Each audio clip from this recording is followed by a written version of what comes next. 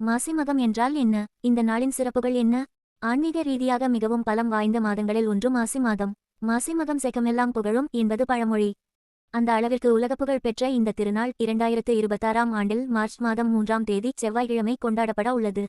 மாசி மகம் என்றால் புண்ணிய நதிகளில் நீர்நிலைகளில் நீராடினால் பாவங்கள் தீரும் என்பது பலருக்கும் தெரிந்திருக்கும்.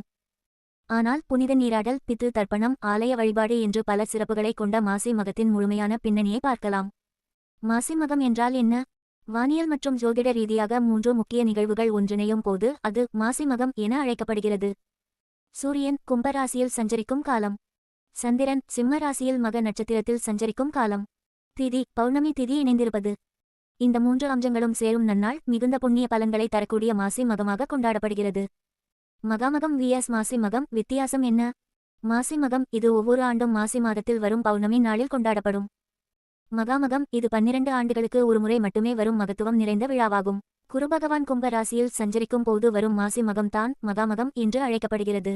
வட இந்தியாவில் நடைபெறும் கும்பமேளா போன்றே தென்னிந்தியாவில் கும்பகோணத்தில் நடைபெறும் மகாமகம் உலக பிரசித்தி பெற்றது. மாசி மகம் கொண்டாடும் புராண கதைகளும் வரலாற்று பின்னணியும்.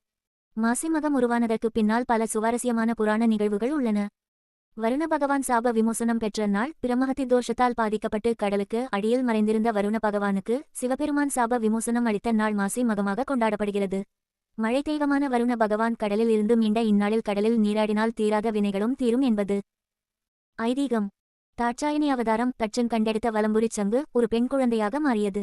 அவரே தாட்சாயணி சதி தேவி என்று தட்சனின் மகளாக வளர்ந்தார். சிவபெருமானை காதலித்து திருமணம் செய்து கொண்டார். பார்வதி தேவியின் முதல் பிறவியான தாட்சாயணி அவதரித்ததும் இதே மாசி மக நன்னாளில்தான். தகப்பன் சாமி சிவபெருமானுக்கே பிரணவ மந்திரத்தின் ஓம் உட்பொருளை முருகப்பெருமான் உபதேசித்த உன்னத நாளாகவும் இது கருதப்படுகிறது. இதனால் சுவாமிமலை முருகன் தகப்பன் சாமி என்று போற்றப்படுகிறார். மாசி மகத்தன்று செய்ய வேண்டிய வழிபாடுகள். இந்த நாளில் பக்தர்கள் மேற்கொள்ள வேண்டிய முக்கிய ஆன்மீக கடமைகள். புண்ணிய நீராடல். ஆறு, குளம் அல்லது கடல் போன்ற நீர்நிலைகளில் நீராடுவது சிறப்பு.